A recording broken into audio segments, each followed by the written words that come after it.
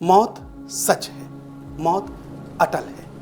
मौत जब होती है तो आत्मा शरीर छोड़ती है, लेकिन ये आत्मा जाती कहाँ है? क्या आपने कभी सोचा है? धार्मिक मान्यताओं के अनुसार आत्मा अमर है, अजर है। हिंदू धर्म में यह माना जाता है कि मृत्यु के बाद आत्मा शरीर को त्याग देती है और उसके कर्मों के अनुसार स्वर्ग या नरक का फैसला होता है, यानी आत्मा स्वर्ग और नरक की यात्रा करती है। यदि किसी की इच्छाएं अधूरी रह जाती हैं या उसने पाप कर्म किए होते हैं तो ऐसी आत्मा कभी कभी धरती पर भी भटकती रहती है, जैसे अपने घर के आसपास या अपने घर में, किसी मंदिर में या फिर किसी सुनसान रास्ते पर। दूसरी ओर विज्ञान भी आत्मा को लेकर के अपना एक तर्क देता है।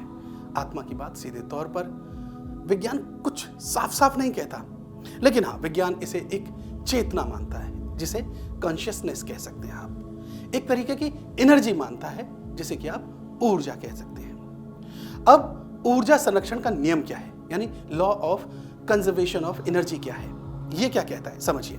ऊर्जा ना तो बनाई जा सकती है और ना ही नष्ट की जा सकती है, बल्कि केवल एक रूप से दूसरे रूप में परिवर्तित की जा सकती है। और इस आधार पर कुछ वैज्ञानिक और विचारक ये मानते हैं कि यदि आत्मा एक प्रकार की ऊर्जा है जो मृत्यु के बाद भी खत्म नहीं होती है, बल्कि वो एक रूप से दूसरे रूप में ट्रांसफॉर्म हो जाती है, यानी रूप बदल लेती है। इसलिए चाहे कोई धार्मिक दृष्टिकोण मान लीजिए आप या फिर वैज्ञानिक सोच मान लीजिए, एक बात बिल्कुल स्पष्ट है, तय है, वो ये कि आत्मा और मृत्यु के बाद जीवन का सवाल अब भी एक बहुत बड़ा रहस्य है, राज है। शरीर मरता है, पर आत्मा के सफर की कहानी आज भी ऐसे ही जारी है।